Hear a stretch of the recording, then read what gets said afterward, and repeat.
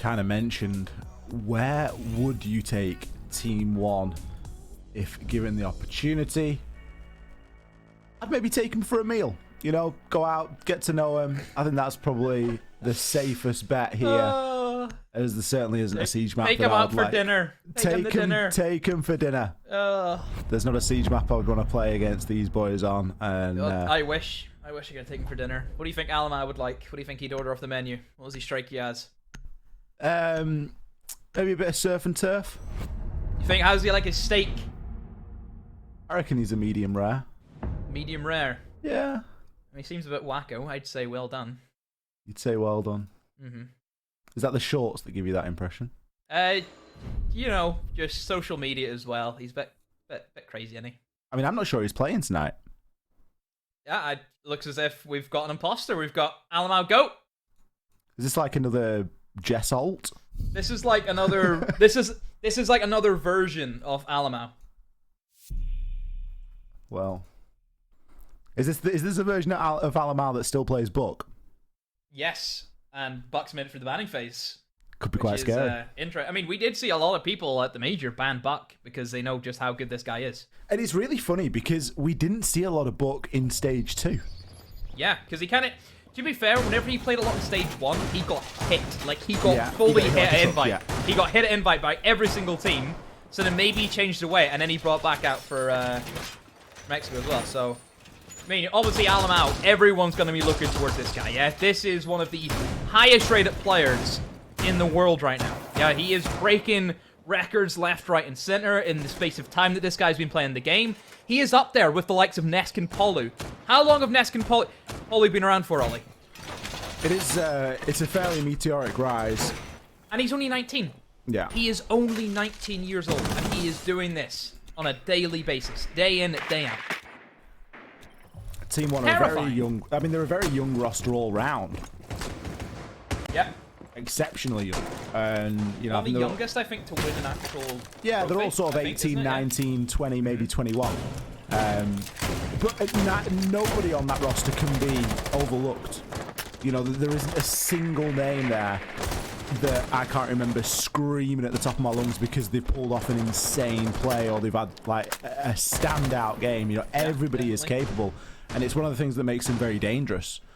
And you look at this roster and you think, you know, is that what Liquid is aspiring to with the recent changes that they've made? You know, you think you've just got a little bit of something in every single one of them. You got KDS on the entry, you got Alamau on the flex support, you got Levy who's looking to fill that role as well. Play Sophia nesting on your sledge. Oh my! Alamau's in the sight, man. He's already got himself into games. Guy is going to be able to shut down one and a second. Team One, you are getting punished for this early display of aggression, and Alder clutching up. How many times do we see it be so?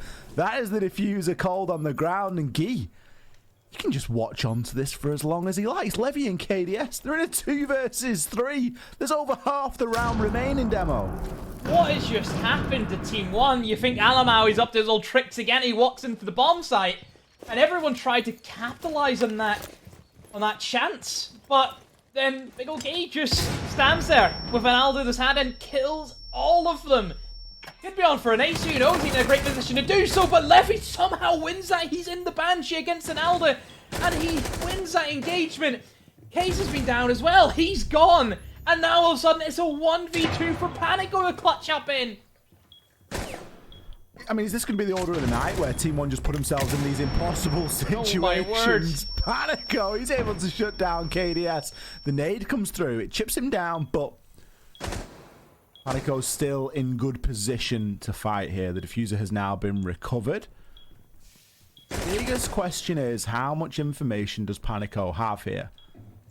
It would look as though he knows where the player is. He's got the red ping, so he knows exactly where Levy is going to be. He's actually maybe going to give the time to plan, but obviously with that live information, he could be able to pre-fire onto this. Panico, thank goodness you hit that. Honestly, I was thinking you should have been pre-firing a couple of seconds sooner, but he snaps on and he's able to seal the deal. Already, this round is just wow. Wow, wow, wow. I feel as if we talked about Team 1 a lot, and I was going to highlight, hey, there's also another team in the lobby that we kind of have to mention, and that is W7M. A team which, you have to admit, has not had the greatest of times this year inside of Brazil. They are bottom placed. This could be a great way to get their career started for this third stage. But they're up against the Mexico champs. They're up against Team 1. They've just won the first round in a very, very good fashion. I mean, Alda, go burr. Alda really do go burr. I think we've got to temper ourselves. How seriously did Team 1 take that? I think at the point where it was 2 versus 3, I think Team 1 really switched on. But prior to that, it was very much just let's just have Alamar walk his way into sight. There was very little strategy in and around that. And you know, it showed, right? It's an attacking round on Villa. We'll have to see how Team 1 choose to approach. If they approach in that careless manner throughout the course of these rounds, then they will be punished for it. W7M are a capable side, and you can't just expect to waltz into sight for free. But there's got to be that balance there. There's got to be that moment where Team 1 go, you know, we're going to have to play some defaults here. Okay, Team 1. Lost the first round. Let's see if he can respond in the second one. We'll be on towards Aviator statue side of things, which is a tricky one to sometimes crack down. It is difficult whenever Cade's on the board and also up against the Thatcher ban. So definitely expect to see that operator be very prevalent on either side on their defense. W7M just taking their time as Team 1 will begin their approach towards the south side of the building, taken in from Aviator and Games. They'll try and take control of 90 and try and push in from a landing side. This one's a little bit more riskier, Ollie, because you can kind of get bottlenecked a lot. Like, you can get trapped very easily by one guy just head glitching the bomb chassis inside of Trophy. So there are a few things that Team 1 have to worry about. But right now, they're doing great work at putting pressure, and they will finally pinch out Herd. So that's one man down at least. Much better stuff here from Team 1 as this more considered approach is already paying dividends for them. Still got Craze inside of Astro. Panico just playing inside of Statue on the doorway. So positions are still being held here by Team 1. W7M just looking to keep a hold. They have got a couple of mute jammers as well, which could be beneficial in removing a little bit of that information. Levy is on the hunt, though. He knows that there's somebody playing downstairs. No significant flank watch is in place. We've not got a Nomad. We haven't got any Claymores. So instead, he's just going to be tied up for a couple of moments while he watches on to that. As the time does continue to tick, the wall being electrified, and that electrification is now removed. Does give the opportunity for Lagonis to get himself into position, but there's a question as to whether that's even going to happen. With the pressure that's now coming in on those east stairs, there's a chance that Panico is going to get himself into an engagement fairly quickly. Geese still playing underneath and looking for that hero play. Could be a trophy-sided push here as Team 1 are really faltering between one site and the next. Neither looking great here at the moment as they're looking to make this execute happen, Demo. Yeah, Trophy definitely going to be their ideal plant position, and whenever Gui has also just wasted a C4, it's not going to be a great position for them. Oh, GDN tries his best with a swing, but no cigar. It's a bit of a battle back, though. Diffuser will be stuck now. Alamau holding on to Astro as best as he can. Down to the new boy if he can win this one. And yes, he can. Now he has to go for Lagonis. A 1 versus 1. 35 seconds on the clock. Moves his way in towards Trophy. Sees the diffuser. Doesn't know where Lagonis is. See if Case sticks it now. Lagonis slowly creeping up. He's trying to bait him out.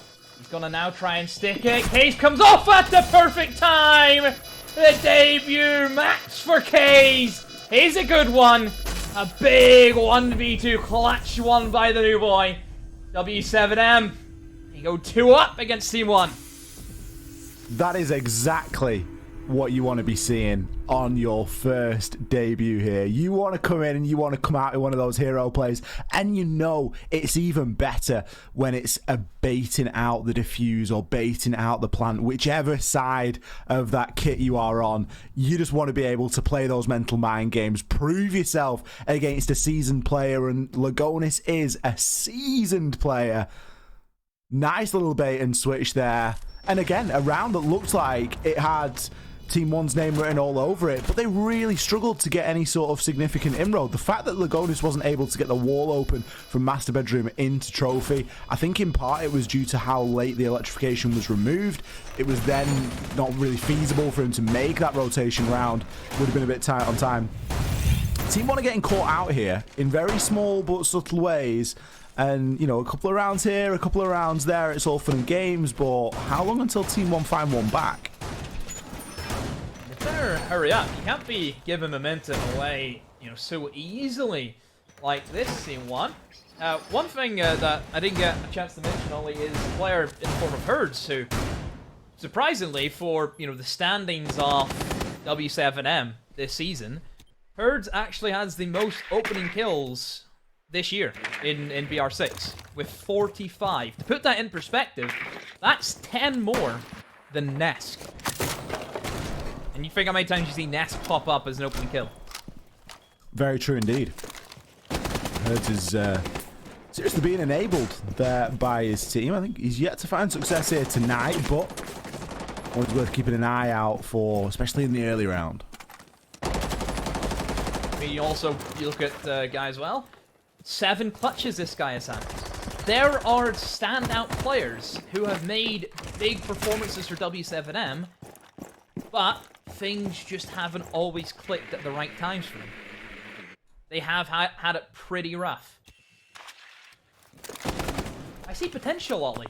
There is potential. Maybe this could be the game to show us that they're here to play. That potential is thriving.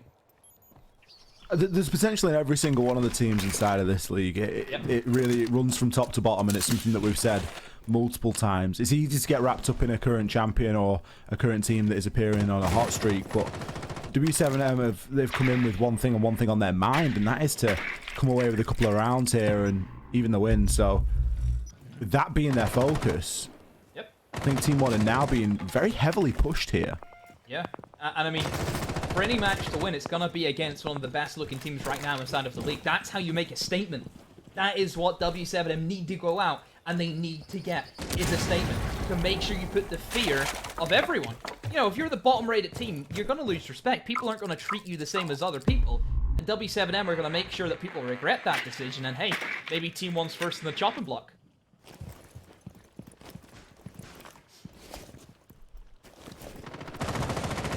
Well, there's still a little bit of time left in the game, but not a great deal of time left in this round.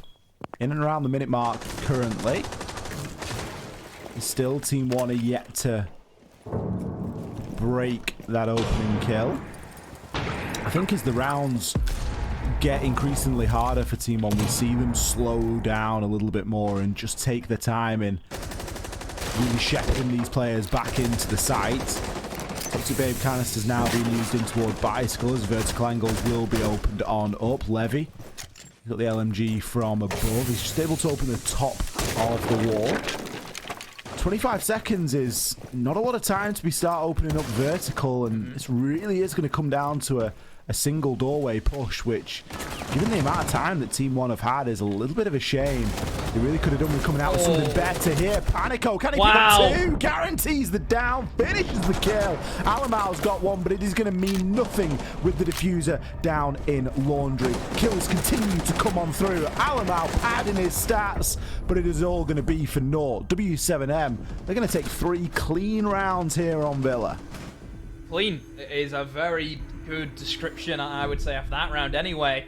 Their best looking form. The other two, you know, they're kind of relying on people clutching up at that stage, but certainly that round, everyone had a part to play, and they made it look very easy against Team One.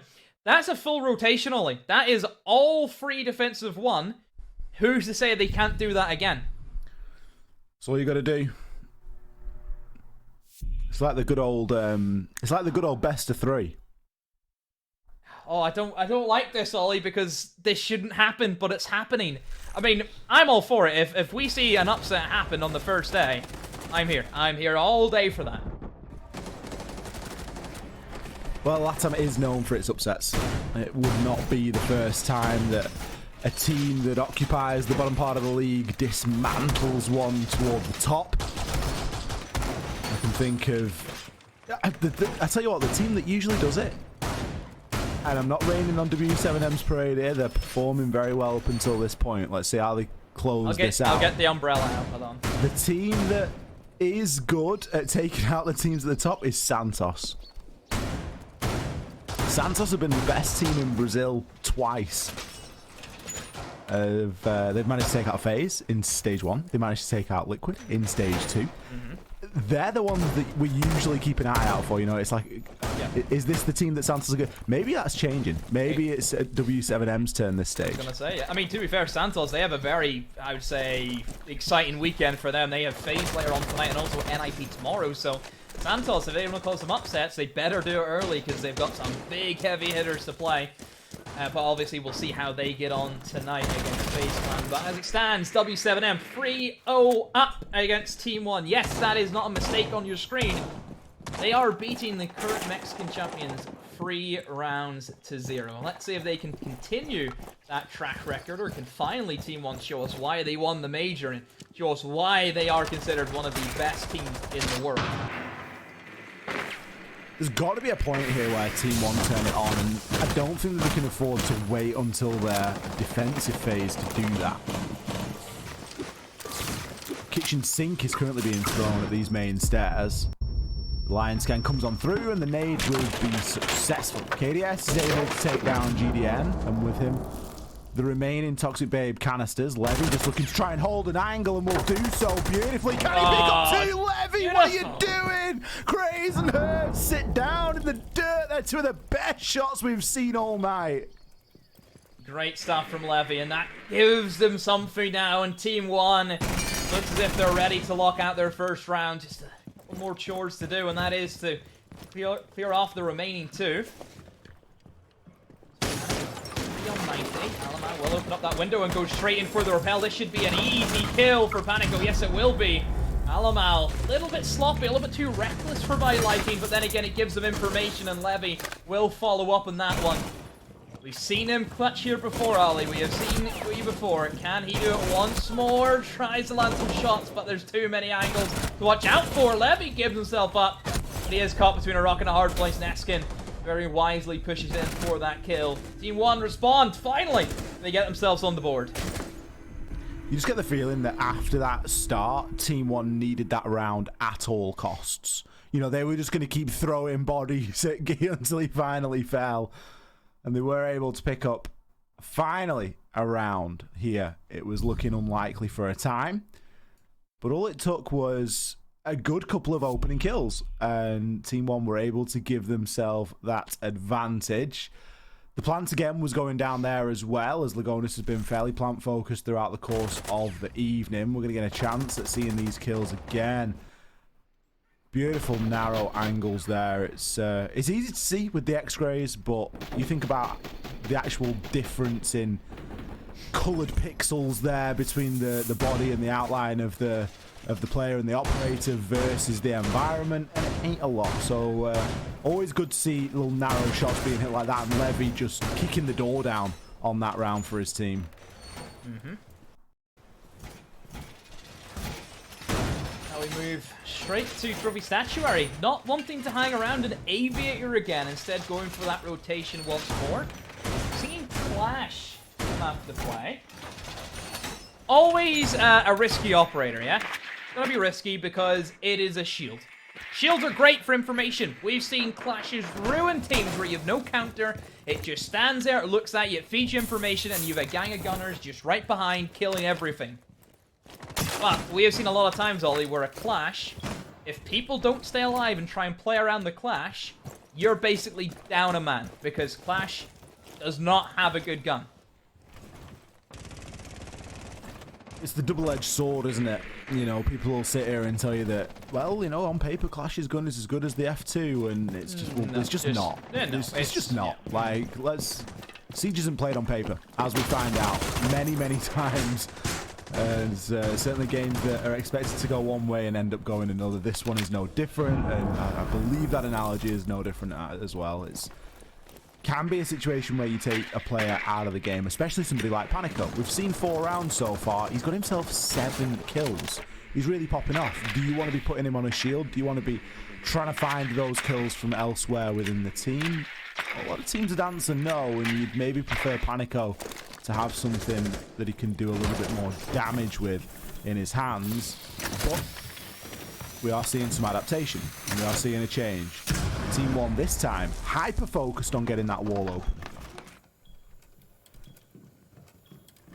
Trying their best. Bit of denial, of course, still. You know, we're seeing the Kide, we're seeing the mute jammers scattered around, but still quick work. Team 1, that wall open. Once again, Team 1 putting a lot of pressure towards that 90, towards landing. Not trying to give W7M any breathing room whatsoever. Trying to make sure they're feeling as trapped as they can be. To be fair, Clash does kind of, I think, enable them to give a little bit more information out so they can rotate around. You could essentially move that Clash in front of the breach hole and just stand there.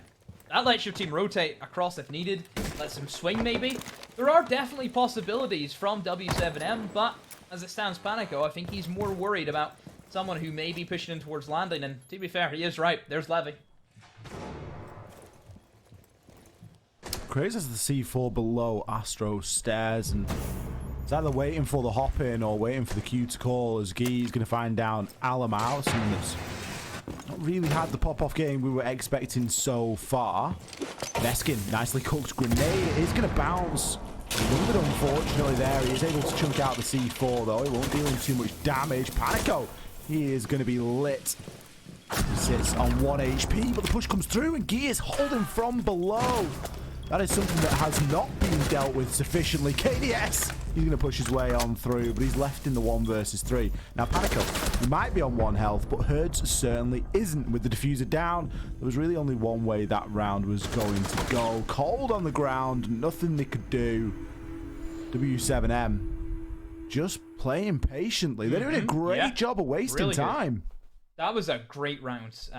Not giving themselves away. We see a lot of times, Ollie, where as soon as that breach gets open, just panic ensues. Everyone's running around like headless chickens. I think maybe that's what Team 1 were banking on, was breaches to be open, rotates in towards landing, in towards 90.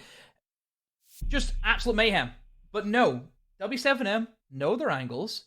They knew the positionings, I think, of Team 1. They knew that people were lurking towards landing. They knew that they were primarily focused in towards the bedroom. They were fine. They were chill as can be. And they waited out Team 1, and they got their round. So, 4-1. Pretty good. Like, very good from W7M. That's at least 4 rounds of defense. That's a great start. Maybe 5-1. For 5-1, Ollie, then that's where the fun begins. Because then Team 1, under pressure. In my head, there's no way that this is a short game. I think this is going to be another long game here tonight. We've got W7M 4-1, as you say. It's got 5-1 written all over it, let's be honest. Team 1 are going to have to show us something pretty different here. And it's not just a case of bringing a new operator or pushing a different direction. It's bringing a different mentality, bringing a different approach. You know, we've regularly seen a kind of careless Team 1 here tonight, and I don't know if it's that they weren't expecting Villa. I'm not sure what it was that was going on, but they really do seem a little bit underprepared for this. Almar already getting himself in onto that 90 window, as I imagine his team is going to look to try and push onto those main stairs as they have done previously, and successfully, we might add. Yeah. It's more the case of how are W7M going to change up their approach. Last time they got kind of slaughtered on this bomb site. It was very simple, I think, for Team 1 to take control in towards top main, in towards study. We see a lot of heavy people pushing in from that side of the map. I think more pressure of how will W7M adapt. If they're lacking information, this is where Echo can be an absolute godsend in many circumstances. And one thing as well I've kind of noticed is Team 1 have had no intention of opening up any reinforced walls on this side. None at all. Which is probably why they're not bringing a Cade. Because they know, hey, we don't need it. Yeah, the Hibana is almost just a comfort pick at this point for Lagonis. He rarely plays anything else on the attack. I think he just likes it. Hard breach ain't that needed for Villa, which I think's like very strange, but I think how the meta shifted. Yeah, it is a shame as well because there were some really nice takes that you could try and achieve, but at least inside of this round, we're unlikely to see all too much getting hard breach. Maybe the vault wall, as even then, players are already getting themselves entrenched in position. Toxic Babe canisters ticking off. Guy opens things up, takes out Neskin. Another Toxic Babe going to cut off Levy. Trying to get in through that map's doorway. In fact, he's going to get caught flat-footed. Crazy. He's going to take him out with the C4 from below, and KDS now looks to join in.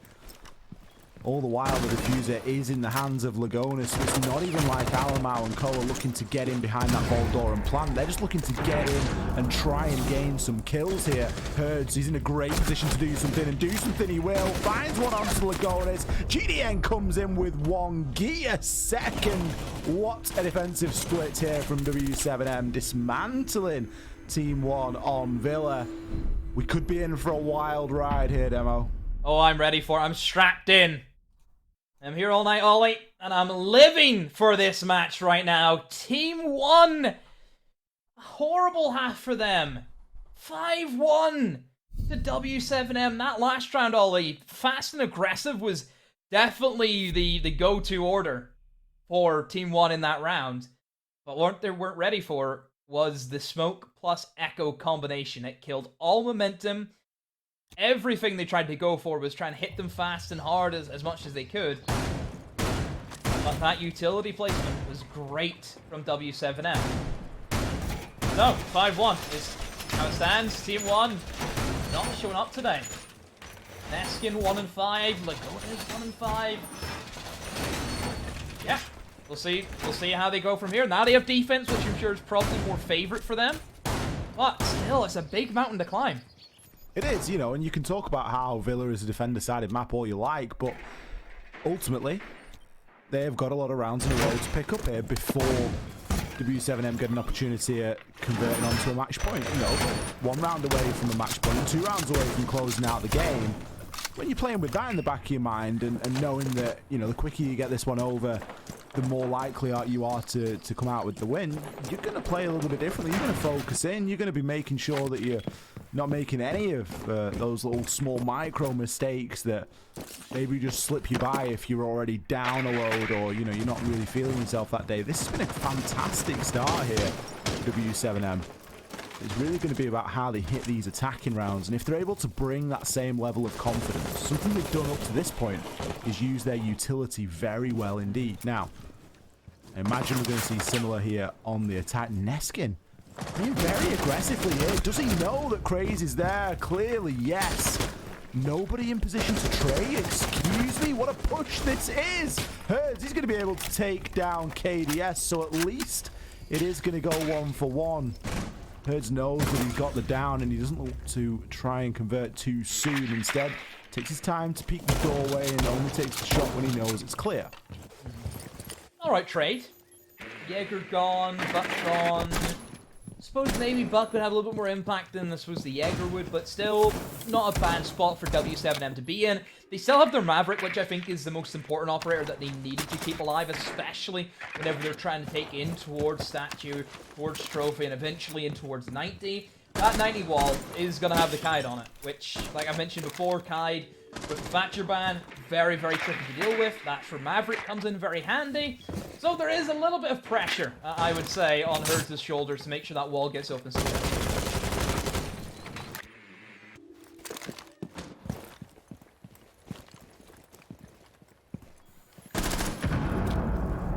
Panico is going to make a grenade land as Lagonis will fall. Again, the situation weakens by the second here for Team 1, and all they are left to clutch onto is the fact that the clock is ticking down in their favour. the impression they kind of looking at each other inside of the site and going, these guys have still got 50 seconds. I'm hearing shots from below. We need to try and keep a hold of this. Hopping up onto the pool table. Levy anticipating somebody pushing down the 90 and getting ready with a nice line up there. Panico, 2 for 2. Nades thrown as impacts from below as Neskin will fall. Levy goes, I'm going to need more than a C4 lineup for this one. Takes a little bit more of an aggressive stance from now as some more drone work happens. Misthrown! Alamau has been misthrown, as is demonstrated there as he's picked up 2. Give him an inch and he will take a mile. Alamau now in a dangerous position to come back here as Levy. He's going to shut down 1, make it 2. A big comeback there for Team 1. That's going to give them a huge swing. That's the gut buster. Oh, looked so good. They played it slow. 2 nade kills from Panico is insane. Like, the fact he's got 2 nade kills from below is incredible. But it was all for naught. 1 little misthrown. If anyone didn't, if maybe you missed it, how Alamau got those 2 kills, he was close left of map store, right beside zombie window, close left. He was misthrown, and from there he just knew it, and he swung for all he's worth. He finds the 2 kills, and it was dead. It completely killed that round's momentum, and Team 1 salvage that round. 5-2 now. Oh, I feel bad for W7M, and I'm not even playing the game. That's one of those that could be a real momentum swing as well. You know, you think Team 1, they've just had a massive clutch up there. Certainly going to be exactly what they need right now. You know, they weren't quite down bad, but they were getting that way out. You know, and for Levy and Alamau to come out with a good couple of kills there, especially in the fashion that they did, it was kind of reminiscent of the MIBR game from earlier, honestly, when we saw that big clutch. I think it was Felipox and Raps that were able to get it earlier on in that match a bit earlier. So very similar momentum shifter to that. I don't think it's going to do the world amount of damage to W7M. They've still got a very good chance here. They're still only a couple of rounds away, and Team 1, it wasn't a close round. You know, it came down to 1 misthrown. How many times are you going to misthrown? You know, it's not a mistake you're going to make again, or you should at least hope not, especially in this game. Okay, W7M. Let's see how you deal with a new bomb site. It will be that kitchen for Team 1. Taking in towards the aviator side. No real surprises here. Alamau will be below. In towards living room is where he'll start, but I'm sure he'll probably rotate away whenever the time comes. Team 1 playing pretty heavy on site, but with a little bit of room game above. You've got that triple reinforced. You've got a few roamers here, nothing too crazy, nothing too fancy. Pretty standard. Should be easily dealt with, I feel, for W7M. If they get their utility right, should be no problem. That's just it. You have to get it right, Ollie. If you don't get it right, Team 1, they will punish you severely. It's an area of the game that W7M have been good at so far, and that is their utility, but as you mentioned, it doesn't take much of a window of opportunity for a team, especially like Team 1, to get wind of that and start exploiting any weaknesses that you may have. Still a bit of drone work going on inside of this top floor. KDS, I believe, yet to be discovered, but he's not even going to be too worried when he is. He's heavily fortified upstairs in the bedroom. Levy just holding from below. He had a chance. He played that quite patiently. Is he going to be given another bite at that cherry? Herds is going to push his way down these stairs. Just checking out to see if there's any footprints he can find. So this is all building to a little bit of a pressure point here, as that top floor push has to come through soon. And sooner rather than later, especially if you're going to be successful when then furthering that and pushing in onto the site. Asking, is he looking for the drop? Yes, he is. He will now rotate into position on the pantry stairs. And oh, that will be a down. And the finish off from Alamau. That's diffuser called inside the living room. Should be picked up pretty easily. Here comes Herds hunting for that Mozzie. And Nade gets swung in, and they're hunting for Neskin. They're hunting for everyone who may be lurking below. Panico now is up to try and take the battle inside Memorial. Alama has gotten back to site and is going to try and find these kills and hold down as best as he can towards Dining. Just peeking back and forth. Levy finds one behind the bomb chassis and another. Lagonis finds one in the mix of that. And it's all down to Hertz, but he stands no chance against the onslaught of T1 players still running rampant in the bomb site. Team 1 baited them in so hard, Ollie. Team 1 went for the unplug your keyboard strategy, where you're just not able to walk around, you're not able to move, you're just like, yeah, I'm staying here and you've got to come and get me. And you're then going to take the entire round to get to me, and then we're just going to have a little firefight at the end.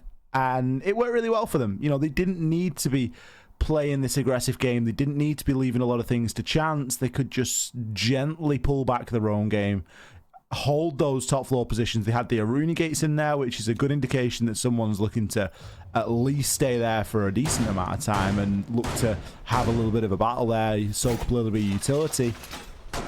Another good round coming from Team 1. They're starting to chain those repeatable rounds together as opposed to them just being relied on clutches now. That again is indication that they will turn it on here, or maybe even already have. And things could get a little bit tricky for W7M. Still a reasonable lead, but as the rounds trickle by, this is going to level up before they know it. Moving in now to round number 9. W7M have let 2 rounds slip through their fingers and come back to that 4v2 with that Mistron and the Alamau. Will that come back to haunt them in the near future? Will that be the big deciding moment in this game? Time will tell. Move in now to that trophy and statuary. For Team 1, haven't seen them here as of yet inside of this matchup. Neskin, it's on the Capcan. I feel as if Capcan's an operator where if things aren't going well for you, you just hop on it. It's got a great gun. Yeah, great gun, I think. That's a bit of a reach. Oh, you're not happy with the great gun comment? I don't think the 9X is that good. I think the 9X is great. I think it's okay. I'm saying it's okay. Capcan's a good assist getter as well. Yeah. Build that confidence back You're up. guaranteed that. It's chipping down, slowly but surely, and especially with the way that we're seeing W7M play, there's a chance that they're going to come into contact with one. Crazy. Straight in. Takes down Levy. He's actually going to re-peak that as well. Gets his drone out onto 90. It's going to give them a little bit more info. If that's a quick take of AVG, that's very valuable to have here for W7M. Takes a bit of damage, tries to respond with some more as well. W7M are enough to let them do so. Try and move below. You can see the rotation from the Capcan has went all the way down to the basement. That could be a player to come in and bite them in the behind whenever it gets to the later stages. Keep in mind, Capcan also is a C4. You can still try and deny anything that you want from below, and one thing W7M have to be aware of is that destructibility. Villa, very destructible. A lot of areas of the map can be exploded from below. Team 1, they know where the push is coming from. They know it's going to be coming in thick and fast from that south side. In through the trophy door, in through the statue door. So they have that full bedroom that they can rotate around in and try and find some angles that maybe, just maybe, W7M are not ready for. Alamau just looking for an opportunity there. W7M are going to need a beachhead here to get themselves through. They've got a lot of close quarters fights around the corner. Craze, how do you do it? Lagonis, he fluffs it with the shotgun. Craze, he backs away, dodges out of the C4, eventually is taken down by Neskin, but there comes the instant trade. This could be match point opportunity here for W7M. What a challenge from Herds. Shuts down Alamau, locks in that match point. W7M have guaranteed a point. They have guaranteed an overtime, and they now have opportunity to take this game from Team 1. It is there for them. K's massive kill, it has to be said, Ollie. Deciding round kill. How does he get it? Was it timing? Was it the smoke? Tried to go for the toxic bait, but it's just that one moment as he went for it, he swings. Yeah. It's one of those. It's literally just one of those. I'm sure it's happened to everyone. How many times, Ollie, have you been sat holding an angle, and as soon as you do something else, the guy swings? How many times? Yeah, I mean, you're either switching from the shotgun to the SMG because you need to challenge something else, or you're thinking about throwing a toxic babe, and then you're trying to put it back, and you're trying to get, yeah, nightmare. Just you on ADS for just one moment, and all of a sudden it's yeah. All credit as well, I think Herds, great swings, knowing just the right place, right time, holding down the flanks. There has been a great shift being done by W7M. The only person maybe who hasn't shown up is maybe GDN, but then again, playing the Habana, getting the diffuser down, that's kind of his role. Everyone else, though, stepping up big time. Now you have to look over at Team 1. Neskin. I expected more from this guy. This guy was the sole reason, Ollie, why they were able to beat Cyclops. He was the sole man who carried them in that game, which obviously then went on to become a major win. It's because of that man. Where is he today? Yeah, there's questions to be asked across the leaderboard on both sides. I think the consistency really starting to come out here. Alamau getting cheeky with it. Craze isn't too phased. He takes a couple of shots there, but he's not going to lose too much. Alamau certainly demonstrating his frustration there and maybe wanting to give his team a nice early advantage inside of this round. We've already mentioned could be the last here tonight between these two. A scoreline of 3-7 would not be the way that many people envisioned Team 1's Stage 3 kicking off with, but that is the reality that we are faced with, and we're left with 2 minutes and 15 seconds to decide if that is going to be the case in this round. I think Alamau at this stage, you can see, go for the spawn peak. He's looking to get a little bit more aggressive. He knows that he needs to try and do something and get some kills wherever it is. Swing. Look at him. I mean, he has a shield, but he's out hunting for the kills, and he gets punished for it, though. I can understand where Alamau's coming from, but is match point the best time to be doing so? Maybe not. Maybe he should have just hid in the bathtub and waited for a good moment. How many times have you seen that work? I want to play rap mode. There's plenty of options. Take a book at Nathan's page. Or take a book at Nathan's page. Take a page at Nathan's book. Go for that if you need to. I mean, the hiding in the bathtub is a UK special, but it is indeed. The spawn peak, not quite a LATAM special, but it's something we see kind of regular. But I mean, Alamau just had ants in his pants this entire round. He couldn't keep still. It's no wonder that he was eventually taken out there. It was just a matter of time, as he really was moving quite a great deal. Toxic Babe canisters being used to deny the bottom of main stairs. I mean, that's when you know you're down bad, when you're using Toxic Babes for that and you're trying to keep people away from the vertical because you know that there's still the book alive. There's still the chance of somebody getting in and causing a bit of a nuisance. It's now looking to make his approach as well, but he will be taken down. Levy, great initiative. Had the heads up, has pre-placed the C4, but it will not be successful. It levels things out. 1 kill apiece. There's still a hard breach available. Craze. What an entry this guy is making. 2 kills in a round that it means so much. Levy, you got no business finding that one. KDS as well. Levy on for a triple. The retake is in full swing. And just like that, Team 1 hang on in there.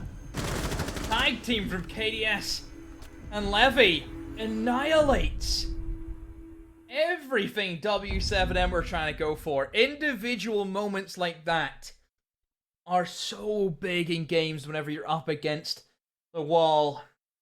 Team 1 staying alive for the meantime, but still, 2 more is what's needed. 1 slip up from Team 1. W7M, they take the map.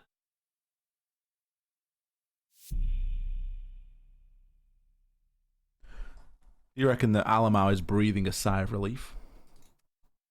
Hey, I mean, if you're Alamau, you're thinking, should I have went for that? Was that the correct decision?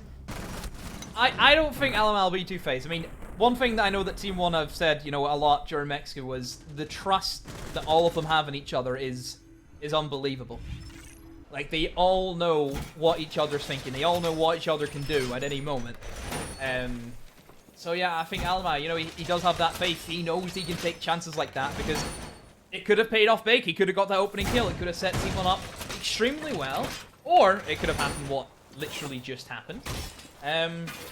But for the meantime, I mean, Team 1, they'll take any round they can right now. They'll take anything. I mean, they're going to have to. Especially if they want to get this one into an overtime. That is still a possibility. Still have the chance of going to overtime here between these two teams.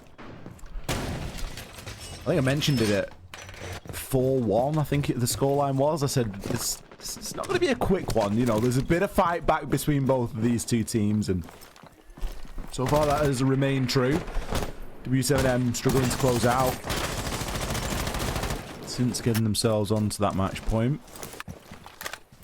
Team 1 slowly but surely crawling themselves back. But again, W7M, they need to get lucky once. Team 1, they have got lucky already tonight. They had a missed drone in their favour. And that is almost an instant, you know, move around the board immediately to go, collect the round win, and start the next round. You miss drone Alamo, and that is the price that you pay. W7M are just waiting for their own version of that, and they only need it once. Team 1, here we go. See if you can defend this aviator. Hasn't worked for you in the past. Where W7M want to hit from? The fact that Herds is already inside of bedroom and equally look at the back inside a bathroom. Gonna try and go for a main triple wall, but only just the Maverick. Opening that wall is gonna be pretty tricky for them. They're either gonna try and drill the lines. Keep in mind, as soon as that Maverick begins to use that blowtorch, there will be, I'm sure, some swings going in. But here comes the Ying. Is GDN gonna follow up? The Ying's gonna go straight in, and the Gona's gonna be met with him. A shotgun past the face, and they all line up. The shotguns raining havoc from above. Oh my words, W7M annihilated. Look at Lagonis go. We love Lagonis. The shotgun lining up the SMG, hitting its mark. He'd had a quiet game up until that point. Candela from Ying or not. You're going to need more than that to stop Lagonis. Casually picks himself up a quad kill. Like it is nothing. And once again, keeps Team 1 in this thing. Now things get a little bit scary. W7M, this is their last chance to come away with a full 3 points. As we sit at 6-5. Team 1 have done a great job here to battle back and level up. Previously when we saw this site, we really didn't see them get too close. So a lot of work that has to go in the early round here. And W7M needs to try and get that work done early, because as these rounds have dragged on and on, W7M have lost a track of where these players are. You don't need to lose track of many, just one or maybe two, and all of a sudden you are getting severely punished for it. Okay, here we go. Team 1. Make this overtime comeback happen, W7M. You get 1 round. That's all you need, 1 round. And you'll beat Team 1 in the opening game of the season. It'll be the kitchen. Last time it was a kitchen defense for Team 1. They made quick work of W7M, almost just waiting, standing still, and letting W7M just run into the angles being held by Team 1. So I wonder what W7M are going to do differently. I would like them to kind of hit the upstairs a little bit faster, because I feel as if they didn't take that as clean as what they probably could have. They were pretty slow. They were more focused on trying to gain control of the living room side, in towards the library and then towards piano. Whereas I think if you go above and then you have all this soft destruction, you're bringing the buck, you're bringing the sledge, why not utilize it? Minute spent so far. W7M are still yet to make significant inroads. We've got Herds. He's pressured in. Crazy is the player I'm interested in watching. What a debut that guy's had. Currently top fragging for W7M. And 10-8 on the book. So a good team effort from everybody. Panico, Herds, and Geel, 1 kill apart. So really nobody standing out head and shoulders above the rest. Just nice to see another rookie coming in and having a big first game. Levy going to be just keeping his eye. The vertical pressure should be coming through anytime now, but I think there's still a top floor left to clear here, and there's a big question as to whether that job is actually going to get done. W7M are kind of pushing flat in through the library. We've got Craze waiting. He's got the skeleton key in hand. He's going to try and burn himself a couple of angles to work with. KDS feeling the pinch eventually will go for the drop, but Team 1 can afford to drop off at this point. The hard work is done, and especially if you're going to take one with you, and especially if it is going to be the book. There's a big part of the puzzle when it comes to soft destruction. Now Herds has so much left to do. KDS, he stayed inside of the bathroom. He was not dropping himself off. He's going to find one on to Guy. Neskin picks up one on to Panico, and Demo, this looks like OT. OT is pretty much here. Herds, just get out of the building at this stage. You're against a full 5-man Team 1. Nice shot on the KDS, but that's all you're gonna get. Neskin will finish you off. And Team 1 push us to 6-6.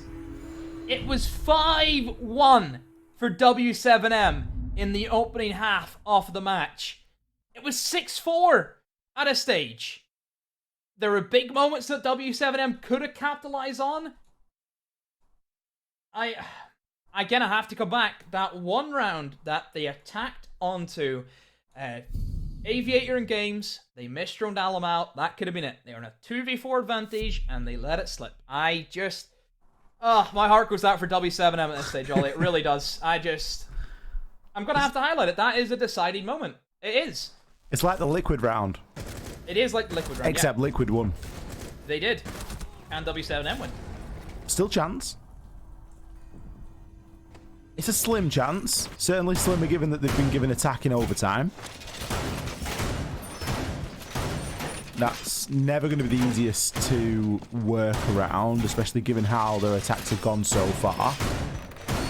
But the argument to that is that they are coming off the back of attacks and therefore should be able to make something happen. And I believe I'm right in saying, if we recall the last time we saw AVG played, it relied very heavily on a big clutch. And Levy was a part of that. Yeah. Levy and KDS, in fact. So this is all sort of pointing toward a winnable round for W7M. But they've got to come out and they've got to play some clean siege, like the siege we saw in the first half of the game. I think the fact that also that W7M, they're on the attack, it's not going to bode well for them. I mean, Team 1 have looked a lot scarier in these past couple of defense rounds, and now they still get to carry on that momentum where they know they have that defense. It's almost like what we seen in Liquid NIP earlier, where it came right down to the wire, and ultimately you could say it was won because one side got the better start. And of course that was Liquid. They had the attack over the defense.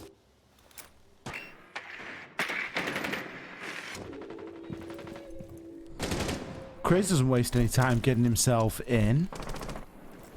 Okay, he's going to be downstairs, but he's still in position to try and make something happen. Player to keep an eye out for, at least in the top right. You're unlikely going to see the magic that Panico will perform, but he's been very effective so far tonight with grenades thrown from below. He was in fact 2 for 2 inside of a previous round on said grenades. It is a fine art being able to do that. It relies on so many moving parts.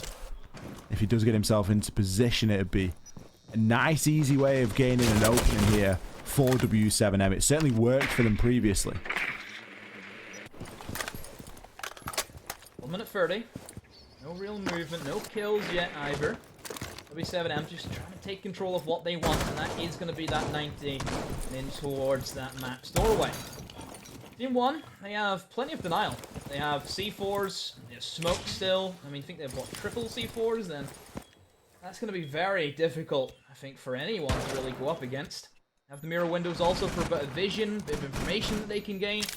Just It's looking good right now for W7M. I think they're going to have to rely very heavily on Panico hitting nades again. But how reliably can he keep hitting nades from below? Is that really a strategy you want to try and rely on? It's not always repeatable, but it's a very cheap and free way of gaining a kill. Now, as there are only 45 seconds left, I doubt that that's something that we're going to see inside of this round. Team One have really turned it on here. They've not given away an inch, and they are more than happy to take this firefight in the final 30 seconds. Herds, he's waiting for the call. Could do with trying to smoke off the mirror window. That will now happen. Levy's already lined up. The pre-fire, though, the nade do start to come on in. Levy, he's going to get chunked on down, but it is not enough. He still has a C4 in hand, which will sail on out and be successful. Craze, you are now out of commission. There has obviously been a confusion with the diffuser, as Hertz is only just recovering it now, trying to get the plants off under his own smoke, but it is not going to be enough. The kills are flooding in here for Team One. Panico, he was the next to pick it up, but it is a bit of a death trap at this point. KDS, he's going to grab the final kill. That's going to put Team One onto an overtime match point. Yeah, just a little bit too slow there from W7M. That's where Team One can come in massive with the utility, the mirror windows, given the vision, the C4s. How many C4s was there? Look at the smokes as well. Yeah, very, very tricky for W7M to really break that one down. I think maybe they could have looked to pressure in towards 90, open up that vault wall perhaps, which it seems to be an area of the map that just teams neglect. I mean, that vault wall gives you a heck of a lot. It creates kind of crossfires. It gives you another area that you can push in from. It puts a lot of pressure on the defenders. It kind of forces everyone then into games, essentially. So definitely potential for W7M to kind of refine stuff. Especially if you look at the setup. Team One were relying everything on the information being fed by the mirror.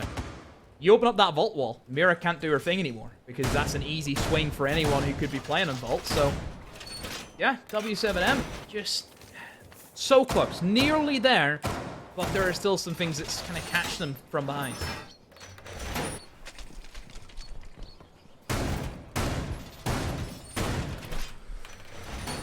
Team One proving that they're a very capable side here tonight. They've not made this easy for themselves at all. They've given themselves one of the harder challenges that they could have done. They've let a team get momentum on them. They've let a team get a lot of rounds on them, and still we sit now at an overtime match point. Now, whilst that's great and good, still an overtime, not ideal. We're going to be trying to come away with a full 3 points here out of these games, and well, both teams now trying to salvage the remains of this one. It's going to be the first time that we have seen Team One in the lead tonight. With only being one round away, yeah. There's a chance they're just going to run away with this one now. I think W7M have potentially had their opportunity. They've had their chance. And despite Team One being on the attack, this is where we really see them turn it on. It is Team One finally leading for the first time, which is very surprising to say, but nope, they've always been on the back foot. They've always been the team who's been chasing the other team, but now they have control. They have an attack. They've only won one of those today so far. Only one more is all they need. To win this round, they win the game. Birds will get faded out by the Iana clone. This utility dump will come in massive for Team One. Alamau eliminates the ADSs. I'm sure the nades will follow up. Eliminating that deployable shield. Here comes the Iana. I'm waiting for the bang. I think it's gone. I'm not sure, but I'm going to guess it's gone.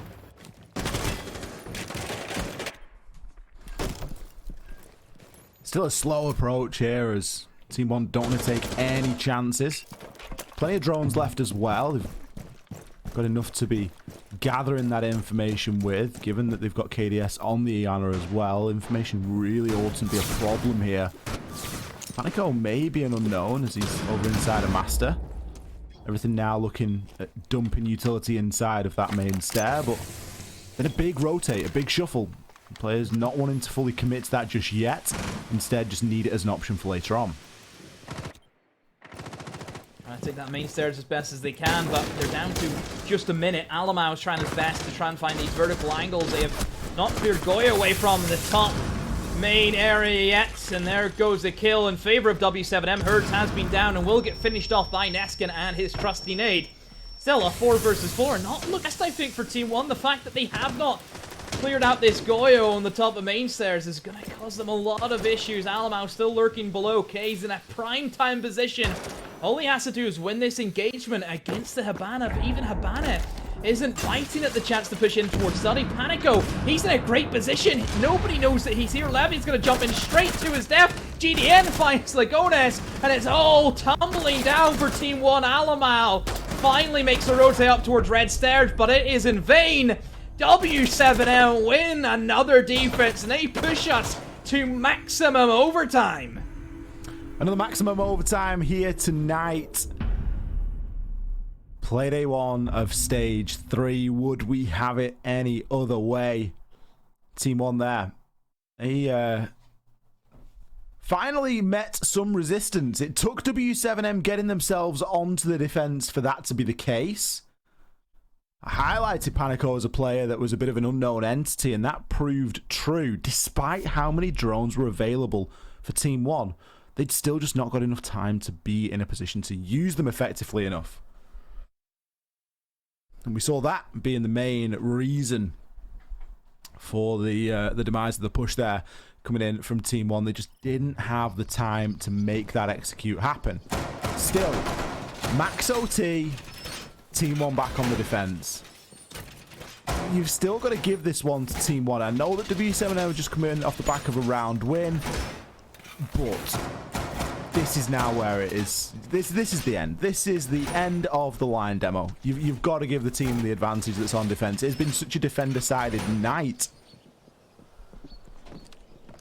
This is the end. Still one more game to come up, of course, after. So it's not really the end, but for this game, I mean, it's the end of the road for this one. We can't be mustering any more rounds out. These guys would go at it all night. If we continued the side swap, this would be, you know, it'd be a 20 rounder. I'm up for it. Infinite OT. Let's get it going. I'm up for it. It'd be a 20 rounder all day. I'm ready. Right, here we go. It will be a kitchen. This has worked very well for Team 1 in the past. They have played their own game extremely well.